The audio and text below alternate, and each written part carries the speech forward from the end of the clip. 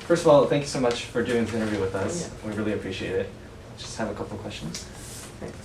First question, you visited a lot of schools throughout your campaign, talked with a lot of students. Out of all your conversations, what's the single most heard of and important topic that you plan to address as SMOB? Yeah, that's a great question. I think that one of the issues that I heard across the county, from all parts of the county, every school, was mental health, which I think is really telling, especially this past year. I think that's a concern and an issue that our county needs to put more attention into to support student mental health. It's something that it's one of the first things I want to start working on in office over the summer. So as we get back into our school buildings in the fall, we're ready and prepared to support students as the school year begins. Later. So a couple of weeks ago, the county signed an agreement with the county police for a new CEO 2.0 plan. This is obviously after Magruder, and so some people, they want more security in the schools. So how do you think MCPS should balance security with the negative impact of SROs that we saw? Yeah, I mean, even from a statistical standpoint, it's clear that the presence of having armed police officers in our school buildings, even statistics here in our own county, lead to a lot of negative consequences for our students. One of those being disproportionate arrest rates for students of color. Black and brown students compose around 80% of the students arrested.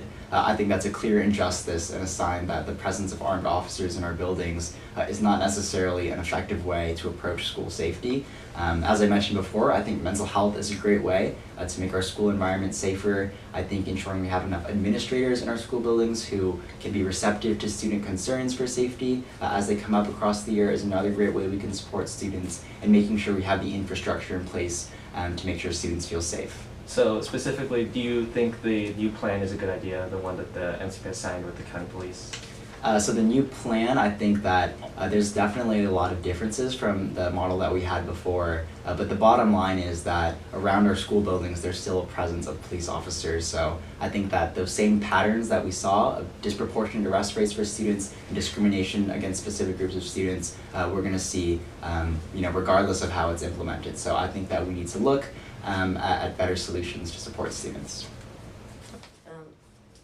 In terms of the opportunity gap, what do you think are some of the best ways that as a county we can deal with that? The opportunity gap, it shows up in a lot of ways as a barrier to education, especially in a county so large and diverse like ours is.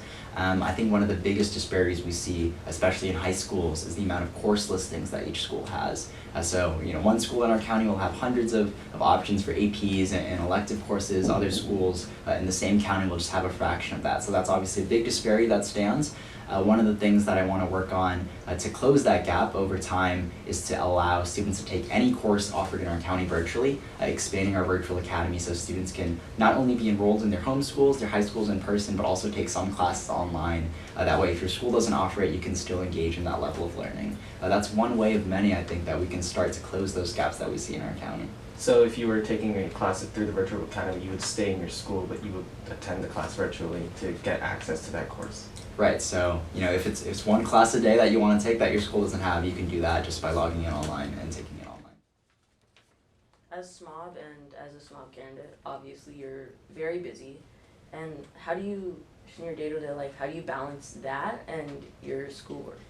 It's definitely been a difficult task at times to make sure that my commitment to our school system is also reflected in my commitment to my own schoolwork as well. It's definitely hard to lose track of my own responsibilities in school when there's just so much that needs to get done, so many schools that need to be visited, and so many perspectives that need to be heard. And it's work that I'm really passionate about. At the same time, that makes it super easy to brush the schoolwork to the side. I think that the most helpful thing for me has just been time management, making sure that I have time to go to all these schools and speak with all these people, at the same time have time to get everything done. So we talked about turnout in the SMOB election. This year is around 63% with 56,000 voters. This is higher than the last 2 years, but it still shows a certain amount of apathy and ignorance. So how would you as SMOB work to increase the awareness of SMOB and increase how much students just care about their SMOB?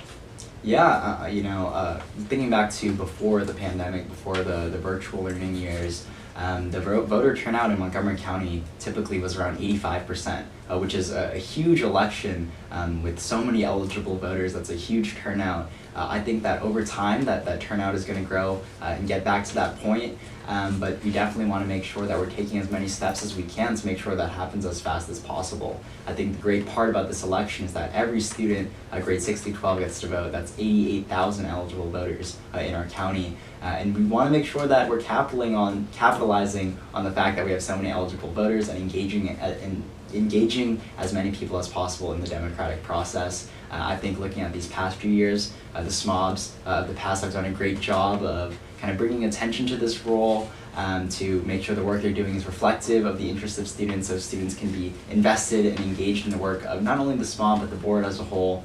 I think that I'm going to try to do some more outreach, expand upon the resources that I put out there myself, and as well as working with MCPS to send out to all students so they can learn about this role, and when the time comes around next year, participate in the election. Thank you. And just to wrap it up, do you have any final things you'd like to say? Any message for people who might watch this? Well, thank you guys. It was great talking to you. I loved to kind of hear about what you guys think is important for the next year. It's all issues I definitely agree that our county should look into, and I'm really excited to get started working in the next school year.